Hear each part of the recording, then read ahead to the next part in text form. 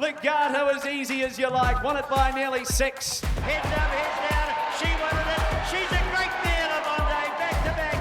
Sharp and Smart, the 3-year-old. Well, we've seen another beauty today, Sharp and Smart. But Lavonde to the line. Lavonde soft in the finish.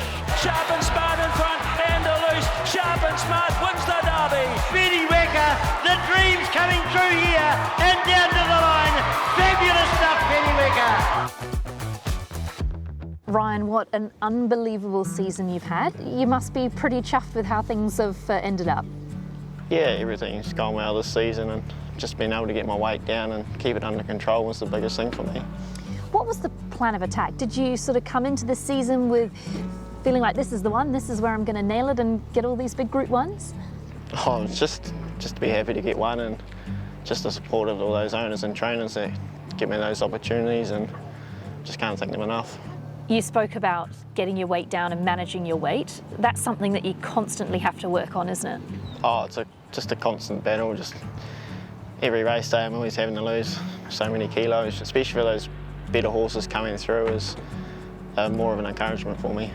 Have you done anything different to do that? Coming to the Spring Carnival, I was doing a lot of running, just getting it down and just having to eat properly and probably stay off the beers. Probably a good 3 months really helped. What's that like mentally? Because that's a lot of stress, isn't it? Constantly worrying about what you're eating. After a race day, you can have a nice tidy meal with a few drinks, but I've probably never eaten a dinner night before races since I was probably 20 at least. It's a constant struggle, but this year it's just been a big eye-opener for me to keep it down. And I guess when you're getting the rewards, when you're riding New Zealand Derby winners, it helps you keep motivated to stay slim? Oh, definitely. Like, I've had that great connection from Roger all the way through my apprenticeship, and Graham's always got a good horse in his stable, and for him just to bring him back and give me the opportunity to stick with him was just a big thrill. What about your background? You talk about not being able to eat a full meal before the races since you were 20. Was it always the dream to be a jockey? Oh, it definitely was. Like, Mum was a good jumps jockey back in her day, and Dad was a good flat jockey and then turned jumps jockey. And Uncle Ross, Dad's brother, he was a really good flat rider. He used to ride Rough Habit, and just those stories just give you that dream to be a jockey at that age.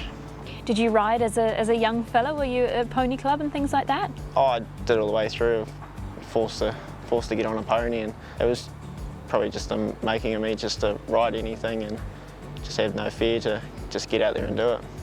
You talk about Roger, and you also talk about maintaining your weight, and that means that there's a lot of good people around you who are supporting you. Tell me about them.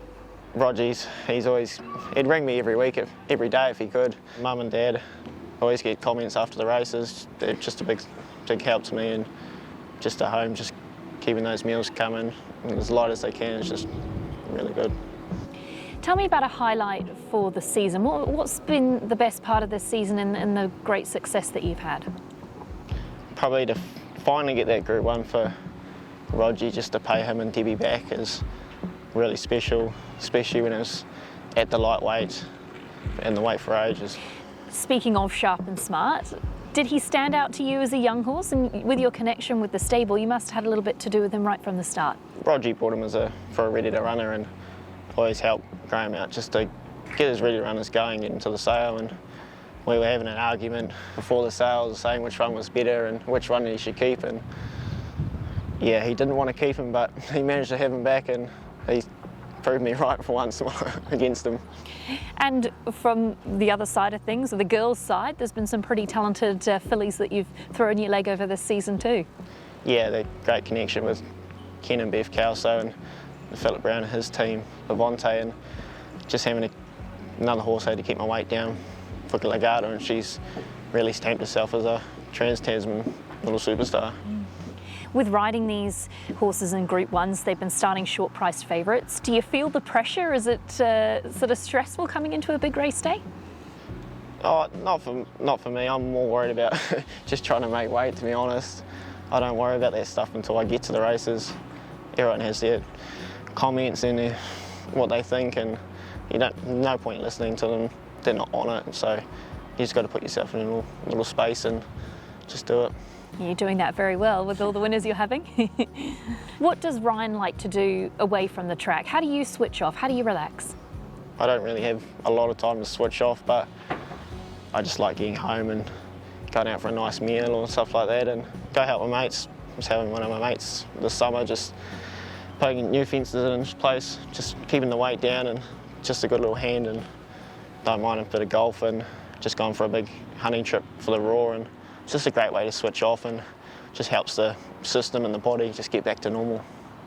When we look ahead to the future, what are the ambitions for you on and off the track? Oh, for me it's just my weight. My weight is just a big struggle for me, but this season it's been great. I was able just to keep it down, but for those horses coming back, I just hope they have enough starts in New Zealand for me to jump on and just repay the owners again. And off the track, what about at home? Is there any ambitions for the next 5 years or so? Oh, I'd just like to buy a house, to be honest, and have my own space, but that's my only goal for next season, just pay off a house and keep going.